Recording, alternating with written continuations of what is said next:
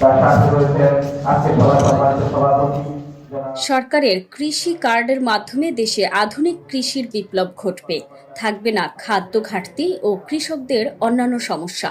BNP সরকারের খাল খনন ও কৃষি কার্ড দুটি প্রকল্পই কৃষি বান্ধব প্রকল্প। এই প্রকল্প দুটির মাধ্যমে প্রান্তিক চাষিরা বেশি উপকৃত হবেন।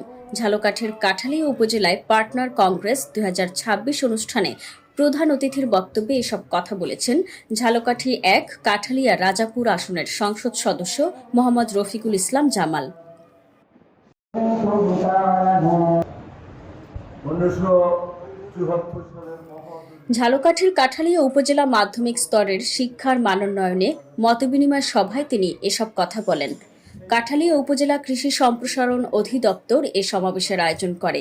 আজ সোমবার সকালে উপজেলা পরিষদ অডিটোরিয়ামে পার্টনার ফিল্ড স্কুলের ৭০ জন সদস্য সহ কৃষক কৃষানী, সাংবাদিক, রাজনীতিবিদ ও সরকারি কর্মকর্তা সহ শতাধিক অংশগ্রহণকারী এ সমাবেশে অংশ নেন।